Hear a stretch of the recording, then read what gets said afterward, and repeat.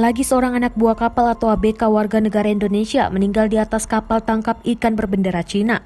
Kematian ABK ini diduga akibat menjadi korban perbudakan di atas kapal bersama belasan ABK lainnya.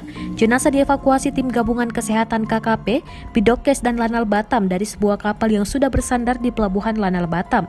Petugas mengevakuasi jenazah dari kapal ke mobil ambulans. Selanjutnya mayat WNI itu dibawa ke Rumah Sakit Bayangkara Polda Kepri untuk dilakukan pemeriksaan lebih lanjut. Pantauan Tribun, Rabu 8 Juli 2020 sore, suasana evakuasi jenazah tampak ramai. Puluhan petugas gabungan bersama awak media membadati dermaga pelabuhan Lanal Batam.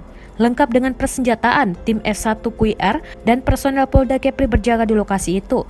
Tepat di dermaga pelabuhan Lanal Batam itu ada dua unit kapal berbendera Cina, yakni kapal Lu Huangyuan Yu 118 dan Lu Huangyuan Yu 117. Kedua kapal ini diamankan oleh tim gabungan dari TNI Polri. Dari salah satu kapal itu terdapat mayat WNI yang meninggal dan disimpan di lemari pendingin kapal. Informasi meninggalnya seorang ABK ini didapat dari salah satu keluarga ABK dan dari Badan Intelijen Negara atau BIN pada tanggal 29 Juli 2020 lalu. Hal itu disampaikan langsung oleh Kabid Humas Polda Kepri Kombes Pol Hari Goldenhart. Hari menjelaskan berawal dari informasi tersebut, tim dari Dit Polairut, Polda Kepri menggunakan kapal serta heli milik kepolisian bersama Bakamla, Bea Cukai dan Lanal Batam mengejar kapal tersebut. ABK yang meninggal berinisial HA merupakan WNI yang berasal dari Lampung, ujarnya.